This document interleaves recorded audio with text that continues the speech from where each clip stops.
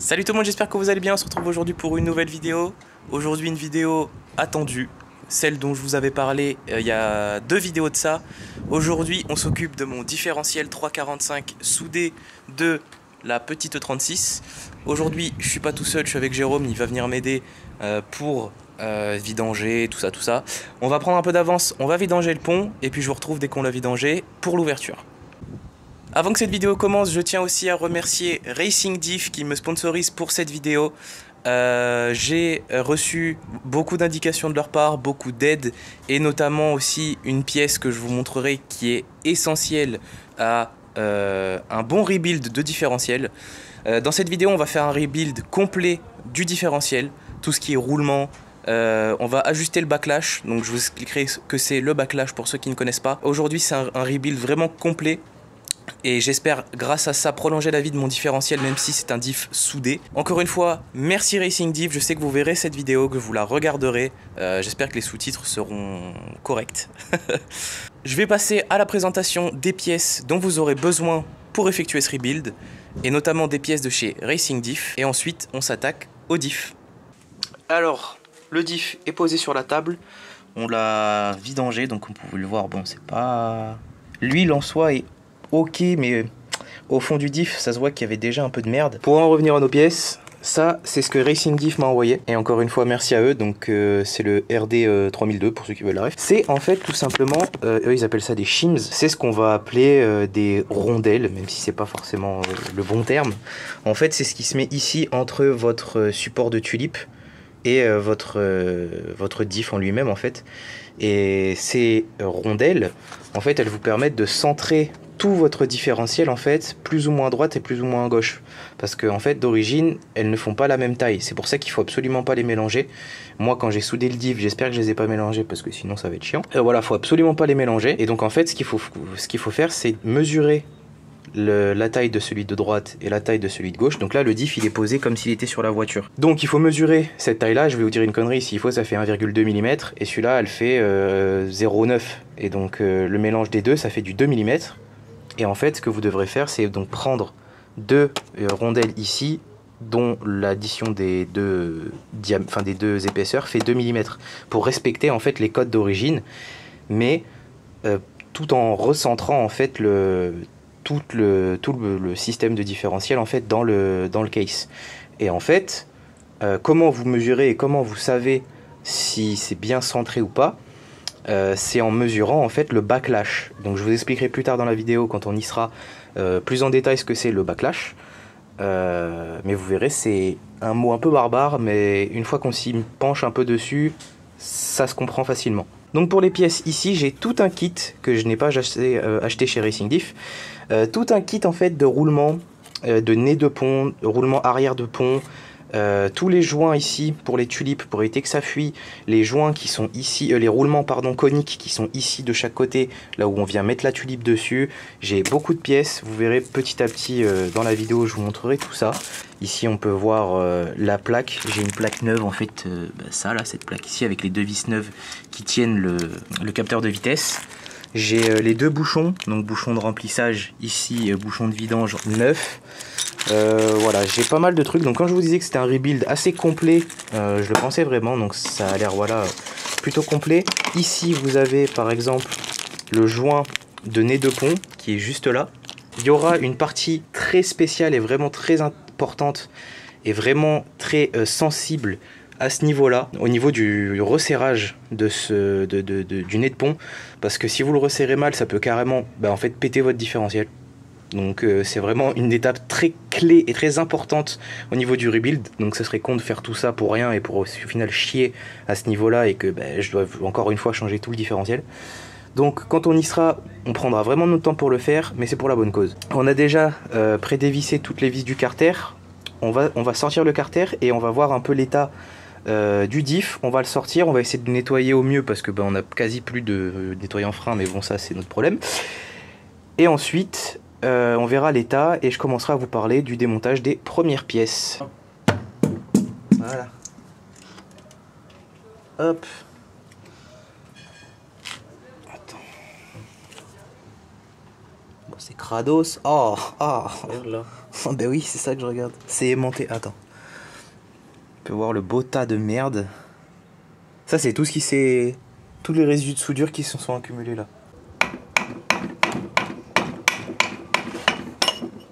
Hop là. Bon, c'est une technique un peu barbare, hein, mais on n'a pas le temps de niaiser, nous, ici. Quel magnifique tulips. Alors, tu vois, là, c'est un moment très important. Il ne faut pas faire le con.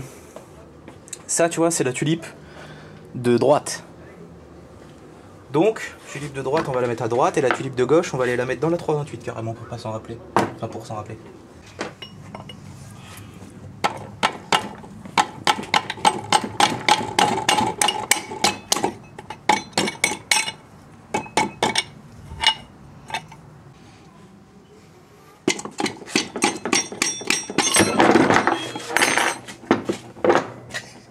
Donc, on a sorti le côté gauche, voilà.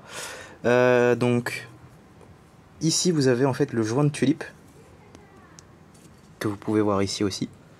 Et donc dans le kit, j'en ai des neufs, à ne pas oublier ceci, qui se met autour. Et donc là vous avez donc la rondelle, comme on va dire. Et donc vous devrez mesurer l'épaisseur. Donc à l'œil nu ça se voit pas la différence. Mais quand on mesure, on la voit bien. Et donc là, moi sur mon diff, l'épaisse est à gauche. Voilà, donc c'est celle qui provient de la gauche. Donc le shim épais était sur la gauche. Donc on devra s'en rappeler au moment du remontage pour mettre celle épaisse sur la gauche, pour se baser en fait sur les codes d'origine et après voir si on change de 0,1 en 0,1. Donc pour déjà partir sur une bonne base. On va mettre ces pièces là de côté et on s'attaque au côté droit qui reste à sortir. Et ensuite on sort toute l'unité de différentiel du carter. Bon les amis, c'est sorti, le deuxième côté il est là. Donc après ce qu'on va faire c'est qu'on va mesurer la différence, mais je sais pas, mais je pense qu'on voit déjà, tu t'avais vu comment elle est plus fine. Ouais, ça se voit qu'elle est plus fine. Donc on va laisser ça là pour pas les mélanger. Ensuite, du coup, vu qu'on a sorti les deux côtés, on a réussi à sortir l'unité de différentiel. Donc, je suis en train d'un peu vite fait la nettoyer, mais bon, sans nettoyer en frein, on pourra pas faire grand chose. Hop. Vous pouvez aussi remarquer le roulement. Il est un peu pété. Il tourne, mais ça c'est pas normal. Donc on nettoie un peu la couronne. Après il va falloir qu'on aille nettoyer l'intérieur. Et donc ce qu'on va devoir faire, et qui est très chiant, et c'est pour ça qu'on a besoin d'une presse hydraulique pour ce travail. Oh, je dois avoir une gueule. C'est pour ça qu'on a besoin d'une presse hydraulique pour ce travail, c'est parce que ces roulements là, on doit les monter à la presse. Donc et les roulements aussi du pignon d'attaque qu'on peut voir là, ce petit pignon là. On va partir sur un bon nettoyage de toutes les pièces. Une fois qu'on aura fait au mieux, on va sortir le pignon d'attaque. Et là vous verrez que c'est aussi une belle petite partie de plaisir de sortir ce pignon de merde. Et une fois qu'on a sorti le pignon d'attaque, on enlève les roulements. Donc on aura celui-là à enlever. On aura celui-là. Et on aura aussi donc celui de l'autre côté ici. Et le roulement sur le pignon d'attaque. Et ensuite, il nous restera qu'à remettre les roulements. Donc j'en ai, j'ai ces deux là. J'ai les deux roulements, donc ça c'est les deux de chaque côté du diff normalement. Ça c'est les deux joints qui sont ici à l'intérieur. C'est ces joints là qu'on changera en prévision, qu'on les a. Ces deux joints là. Et ensuite normalement j'ai deux joints, donc le gros c'est pour le nez de pont. Et le petit c'est pour l'arrière du nez, enfin l'arrière, le nez de pont pardon, ici là. Je perds mes mots, mais le gros roulement en fait qui est là, et le petit il est en fait juste après derrière ici, ou l'inverse, je sais plus, mais je sais qu'il y a deux roulements, un là. Donc je crois que le gros il est là et le petit il est là, et ensuite vous avez la même pièce qu'il y a dedans, le même espèce de joint comme ça, qui est ici, juste derrière en fait quand on va enlever ça là, il est juste là, voilà. Mais bon, encore une fois, ça c'est une partie très importante à vraiment pas négliger, parce que sinon tout ce qu'on fait ça sert à rien. Bon, alors pour ce qui est du desserrage de la flange du différentiel, vous avez ici cette petite rondelle, c'est une rondelle frein. Ici vous avez, vous voyez, un petit décroché, un petit trou en fait, et vous passez un petit tournevis et pouf, vous la faites sauter. Donc on va essayer de se faire ça, et ensuite on pourra dévisser la flange. Putain, coupez la caméra, je vais m'occuper d'un cas personnel. Bon bah voilà, je t'ai défoncé la rondelle. That's what she said. Hop là.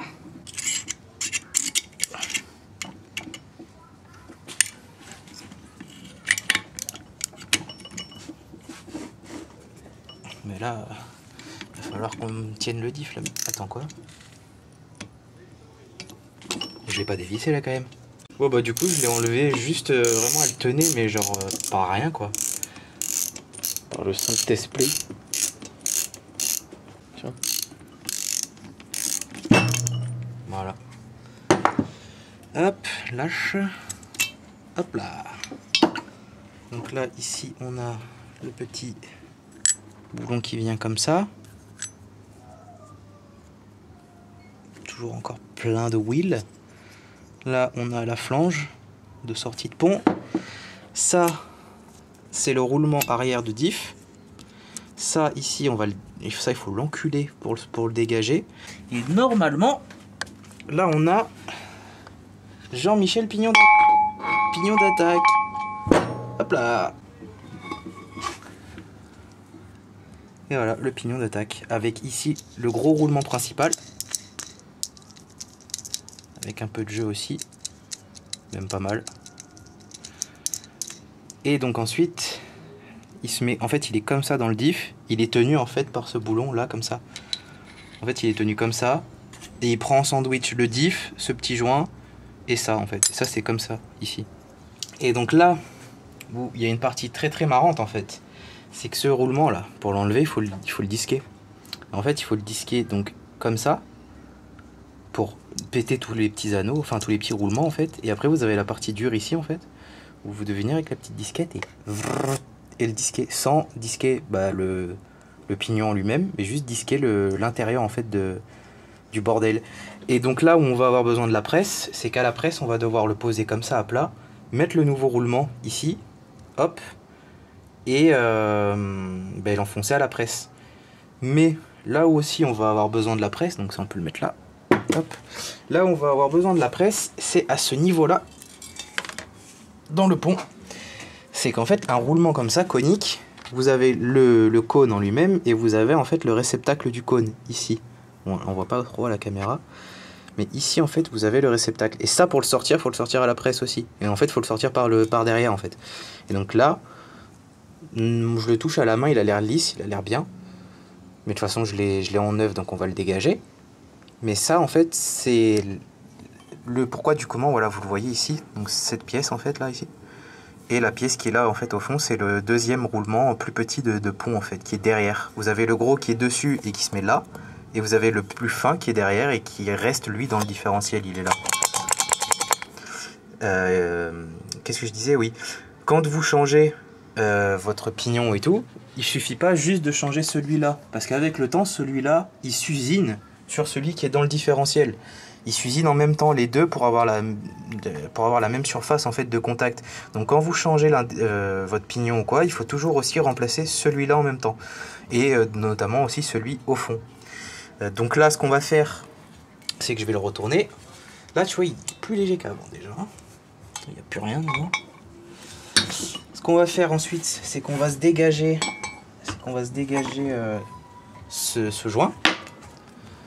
Tu verras. Au moins, on peut sortir le roulement secondaire du pignon d'attaque. Et ensuite, on passe à la presse. Bon, bah du coup, avec l'aide du caméraman, on a réussi à le sortir. Donc quand vous le sortez, ça se présente comme ça. Donc on l'a en remplacement. Et d'ailleurs, on peut voir que là, tu n'avais pas tapé dessus. Mais il était un peu abîmé. Et donc, ici, vous avez le roulement secondaire. Tu vois le bruit qu'il fait? Mais il est mort, il est pas censé tourner comme ça. Enfin bref. Voilà.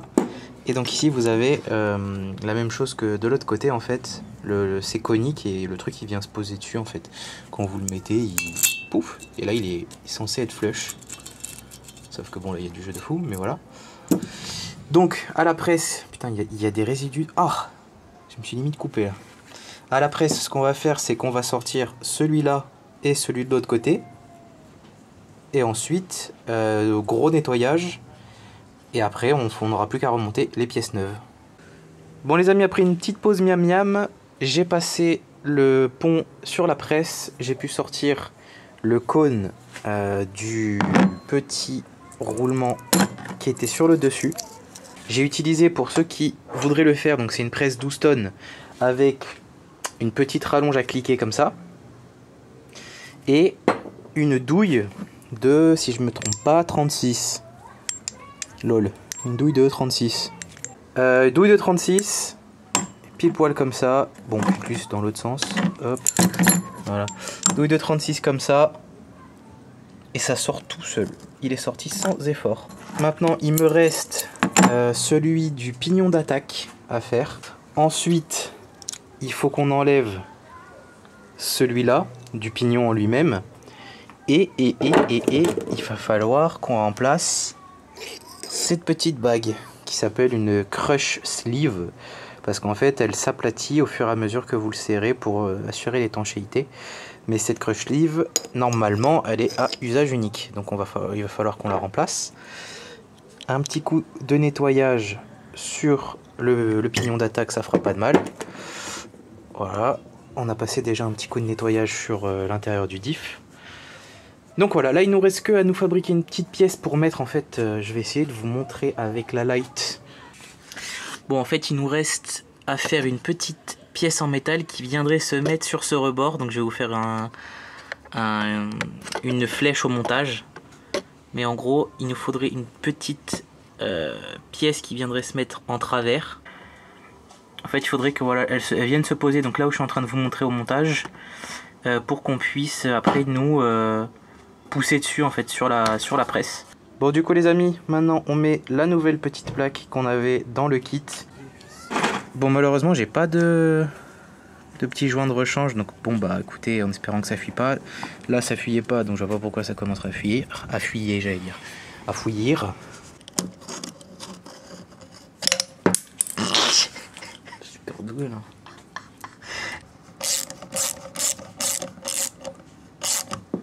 Ça fait joli quand même, hein.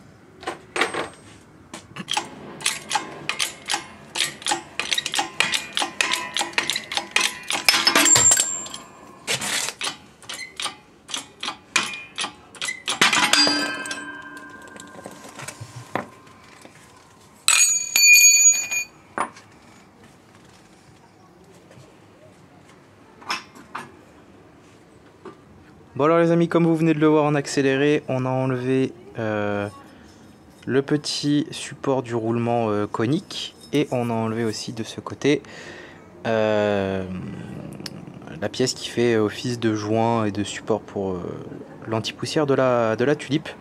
Donc celui-là c'est celui de gauche. On a déjà fait celui de droite, je vais vous montrer ça dans un instant. On va nettoyer celui-là et on va vous refaire la même étape mais à l'inverse pour le remontage. Donc voilà ce que ça vous donne une fois que c'est remonté. Donc celui-là c'est celui de droite. Donc ici on a le nouveau cône pour le joint conique, enfin le joint pardon, le roulement conique de la tulipe. Pardon, de la tulipe du pont. Donc il va venir se mettre ici. Donc ça en fait ça vient se mettre comme ça là. Donc on a le nouveau roulement, enfin pas roulement mais le nouveau, bon bref vous avez compris quoi. Et ici on a le nouveau cache-poussière avec cette petite truc en fait ici en caoutchouc qui va venir se mettre contre celle-ci sur la tulipe en métal. Et donc voilà, neuf ça donne ça. Alors petit conseil, quand vous le remontez, je vais essayer de vous retrouver, veillez bien à ne pas obstruer ce bout, cette arrivée d'huile en fait. Quand vous remontez cette pièce, essayez de la remonter au plus proche possible de là. Donc là ça va, c'est nickel. Mais pas dessus, pour éviter d'obstruer l'arrivée d'huile. Ça c'est un petit détail, mais ça peut prolonger la durée de vie de vos roulements.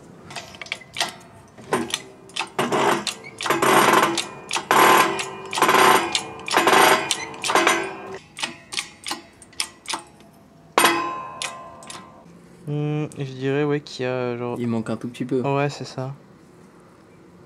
Quoique, en vrai... Ouais, mais c'est très léger, hein. Vraiment méga léger ce qui manque. Enfin bref, vous avez compris la technique. Et ensuite, il nous restera plus qu'à mettre ce Corteco. Donc qui est en fait ceci. Qui se met à la presse aussi et qui va en fait comme ça. Hop, et qui sert aussi de cache-poussière, d'étanchéité. Et ici, vous avez un petit joint dedans, voilà, juste là en dessous, sous cette petite lèvre. Et faites attention quand vous le mettez parce que moi, le mien, il a galéré un peu à aller dedans, il se mettait un peu de travers. Donc c'est un peu compliqué à caler bien du premier coup. Et tout le monde, deuxième jour de la vidéo sur le diff. Alors, on a été bloqué l'autre fois par ces roulements-là, donc ce qui était ici et le même de l'autre côté, celui-là. Voilà. Maintenant, ils sont sortis, donc on va pouvoir continuer le remontage. On a aussi également enlevé ce roulement qui était sur le pignon d'attaque. Donc c'est quand même un peu compliqué. Vous voyez, on a mis un petit coup de Dremel là-dedans. Bon, nique, hein, ça restera comme ça. C'était un peu compliqué, mais finalement ils sont sortis. Bon, pas indemnes, hein, malheureusement, comme vous pouvez le voir, ils sont pas sortis indemnes. Mais voilà. Là, ce que je suis en train de faire, c'est que je suis en train, avec ce petit pochon, de sortir les joints de support de tulipe. Donc, c'est ces petits joints qui se mettent, je vais vous montrer ça, hop, qui se mettent ici. Voilà, donc on va remplacer celui-là, j'ai fait l'autre côté déjà. Et puis ensuite, on va s'attaquer aux deux roulements de chaque côté du diff et au roulement du pignon d'attaque.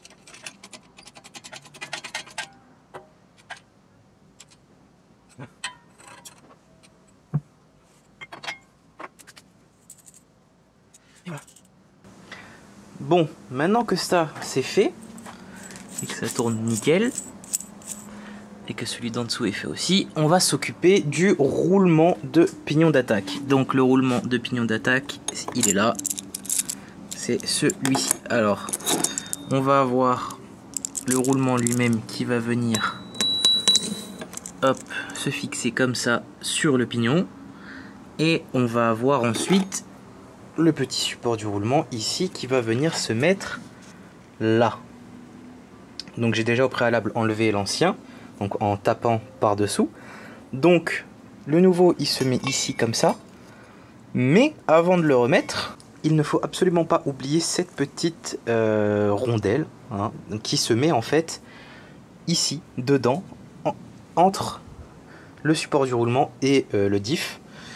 Donc moi, le sens dans lequel elle était, c'était comme ça, parce qu'en fait on l'a sorti par l'autre côté, on l'a sorti par le dessous comme ça. Donc ici il y a des petites traces, il y a des petites marques, parce qu'on a tapé dessus. Donc je le mets dans ce sens là. Donc on met d'abord, hop, la petite rondelle comme ceci, et ensuite on vient mettre le nouveau comme ceci. Voilà. Donc ensuite on va se le mettre à la presse. Donc ce que je vais faire, c'est que je vais faire la même technique que j'ai fait pour cela là-bas. C'est que je vais prendre l'ancien, donc celui-là, et je vais venir le positionner dessus, comme ceci. Et je vais venir pousser le nouveau avec l'ancien.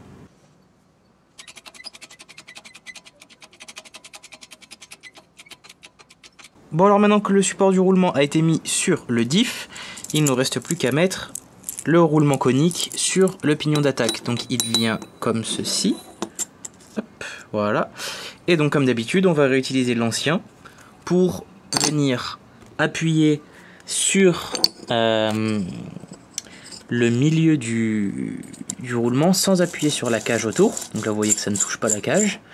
Et ensuite avec une douille assez longue ou un tube, on va venir pousser jusqu'à ce que ce roulement soit flush ici sur cette petite, dégager ça, sur cette petite surface plate.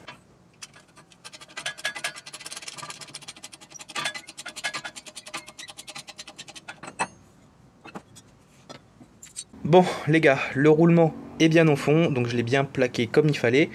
Il tourne nickel, il n'y a pas de problème. Maintenant, ce qu'on va faire, c'est que dessus je vais y mettre cette petite bague qui s'aplatit quand on serre.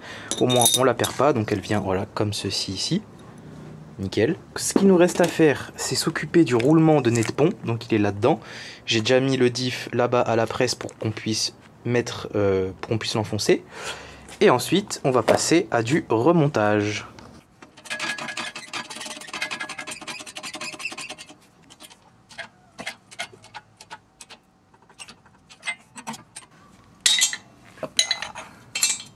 Voilà.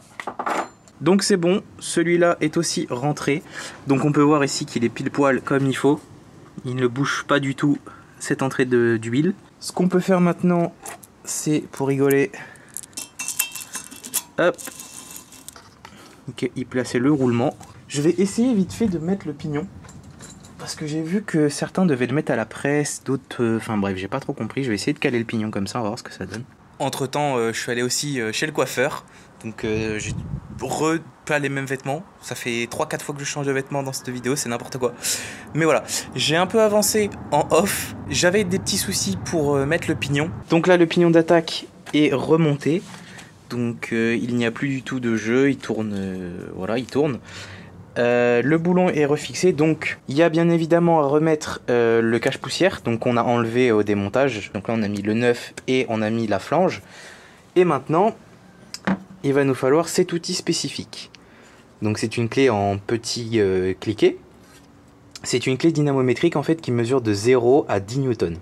Donc moi ce que j'ai fait, c'est que je suis allé à Noroto, j'ai acheté un adaptateur petit à moyen, un adaptateur moyen à grand. Et du coup, ça nous permet de mettre notre douille comme ça et d'y mettre la clé dessus.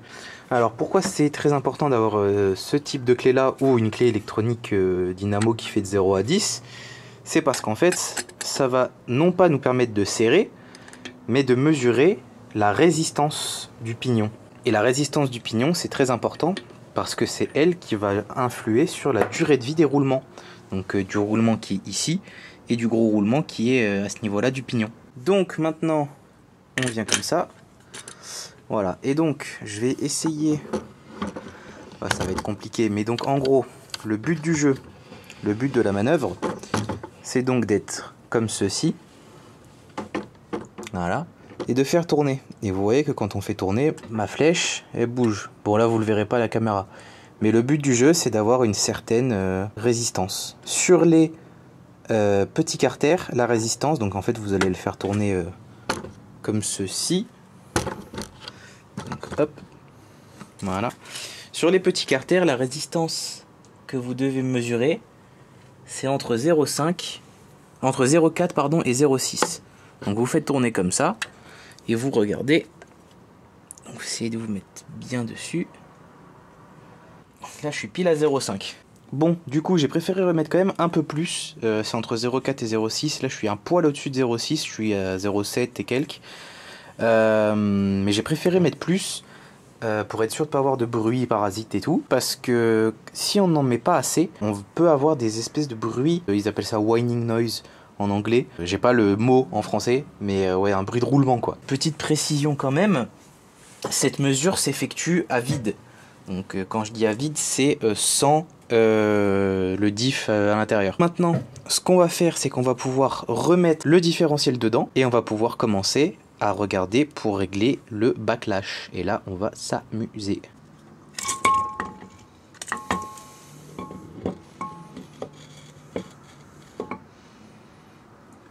Là.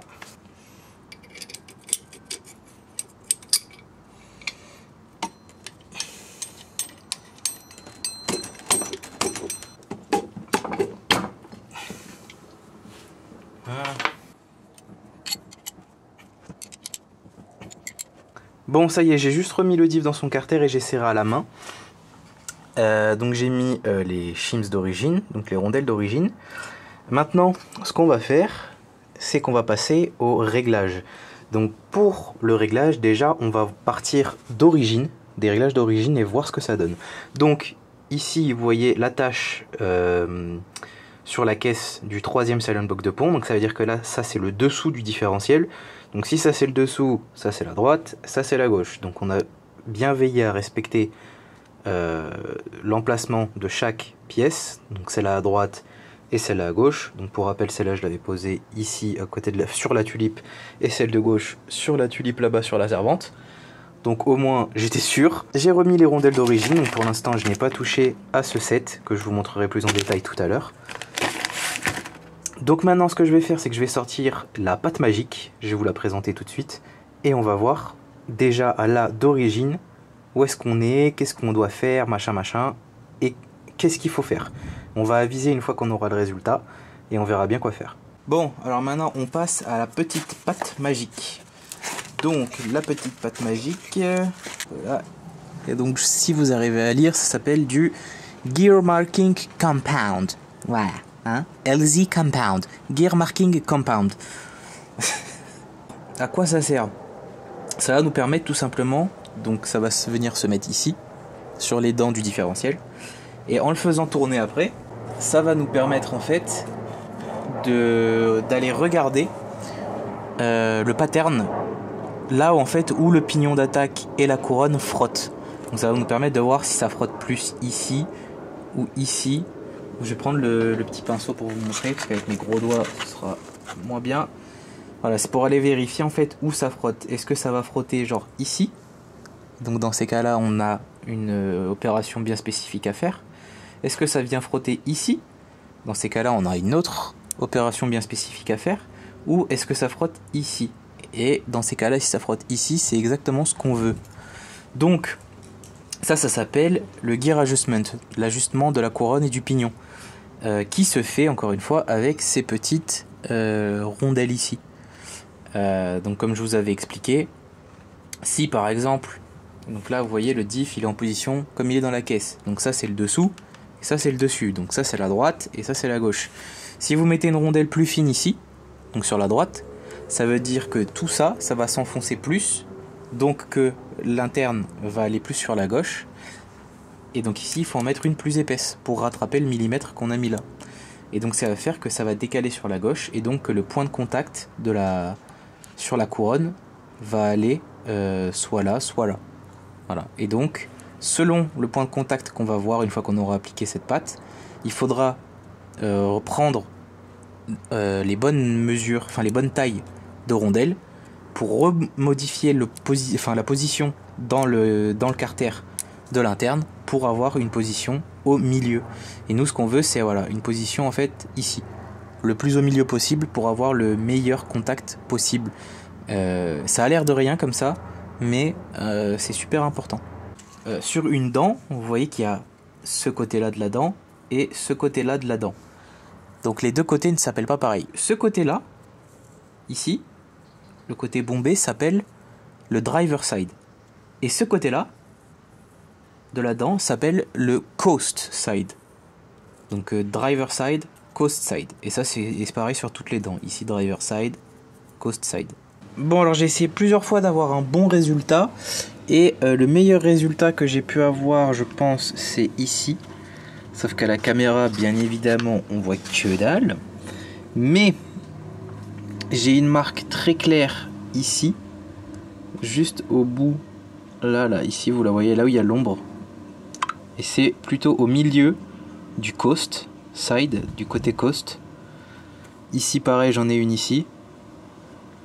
Relativement au milieu. Et quand on regarde le driver side, ça se verra même à la cam, c'est plus vers l'intérieur du driver side. C'est au milieu, mais vers un poil de l'intérieur. Personnellement, je suis satisfait du backlash, mais si vous avez vraiment des valeurs qui partent en couille vraiment fortes, n'hésitez pas à changer donc ces rondelles bien évidemment. Je vais quand même vous présenter le kit de Racing Diff et je vous mettrai un lien en description pour ceux qui veulent le commander. Moi je pense pas toucher à mes réglages.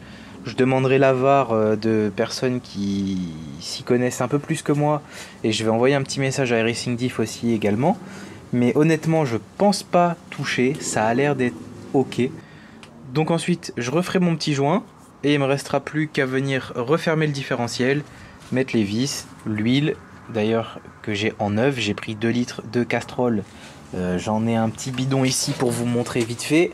Transaxle 7590 de chez Castrol en Syntrax, toujours la valeur sûre. Et il me restera juste un petit détail assez satisfaisant à faire sur ce carter de diff. Je vous montre ça tout de suite. Donc la petite touche finale en question, c'est après avoir nettoyé le capteur et remplacé la plaque avec des vis neuves et une plaque neuve, on va s'attaquer au dernier bouchon.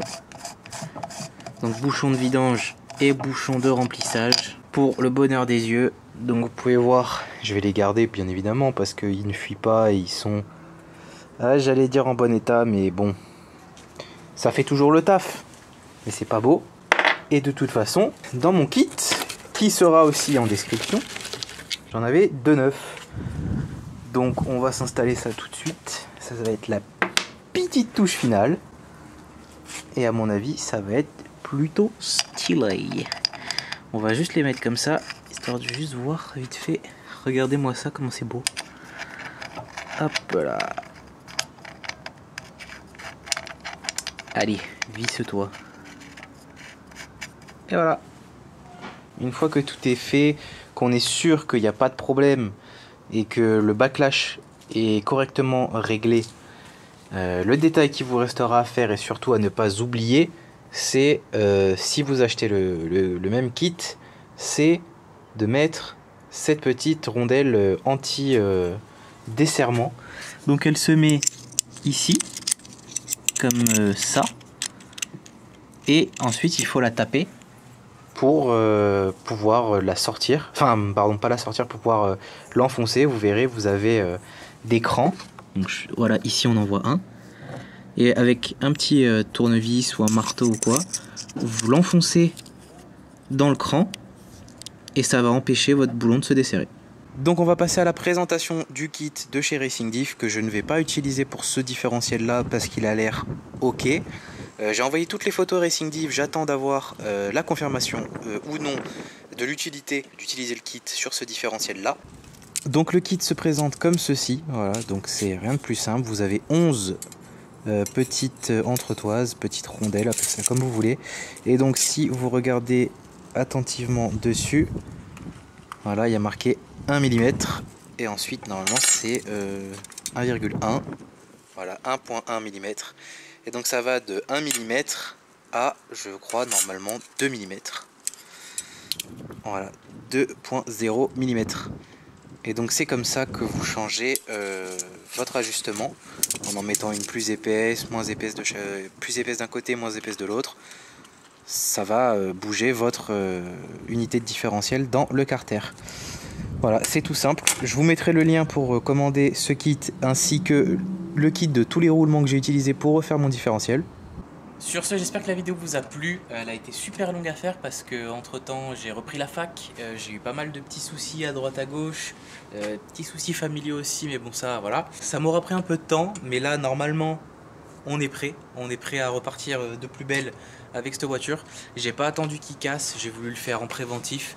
Donc maintenant on va pouvoir, j'espère, aller rouler, et j'espère enfin qu'on aura des dates pour les journées circuit, parce que j'en parle pas beaucoup sur cette chaîne, mais c'est vraiment galère. Et de toute façon vous le savez, si vous aussi vous faites des journées circuit et des choses comme ça, en ce moment c'est vraiment galère d'en avoir. En tout cas pour nous dans le 06, dans le 84, dans le sud de la France, c'est vraiment chaud. Les seules qu'on a régulièrement, c'est celles de Extreme Drift, et malheureusement pour des raisons que l'on comprend, en ce moment on n'a pas le droit de venir avec nos véhicules, c'est juste avec leurs véhicules à eux, pour des raisons de place et tout ça. Donc malheureusement c'est un peu compliqué pour moi, par exemple quand je veux essayer la voiture, et même pour vous aussi, ça ne donne pas forcément envie d'y aller ou quoi. Enfin bon, bref, vous avez compris quoi. Donc j'espère qu'en 2023, parce que là on est septembre 2022, j'espère que 2023 on aura enfin des bonnes sessions et juste des horaires en fait, et des créneaux. Voilà, c'est ça, c'est le mot que je cherchais, des créneaux. Les prochaines vidéos sur la voiture, à quoi on va s'attendre? Bah surprise, hein. Genre là je pense que pendant quelques temps il y aura plus trop de vidéos sur la BM. Je vais quand même travailler dessus en off, mais ça va surtout être des petites choses, rien d'exceptionnel. Mais voilà, je travaillerai dessus en off. Donc pour l'instant, je pense qu'il y aura plus trop de vidéos sur la BM. Peut-être quelques vidéos sur la Saxo. Et je pense qu'on va commencer un peu à faire des petites vidéos où on va se balader, des choses comme ça. Sur ce, j'espère que la vidéo vous a plu. Si vous avez la moindre question, comme d'habitude, n'hésitez pas à me la poster dans les commentaires. Si la vidéo vous a plu, si elle vous a aidé, si vous savez qu'il y a quelqu'un qui a besoin d'un tuto pour refaire son différentiel, n'hésitez pas à lui envoyer la vidéo. S'il y a des points que vous voulez que j'éclaircisse, les commentaires encore une fois. On est 600 et quelques, 605, 606. On a pris 5-6 abonnés depuis la vidéo des tirants de carrossage. Merci beaucoup encore à ceux qui s'abonnent.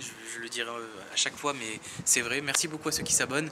Je pense pas qu'on atteindra mon objectif de dépasser les 1000 abonnés en 2023, malheureusement. Enfin, avant le début 2023, peut-être en 2023 on l'aura. Sur ce, moi je vais vous laisser. J'ai quelques petites merguez à faire cuire. Hein. Je vous dis à la prochaine vidéo, portez-vous bien et sur ce, peace.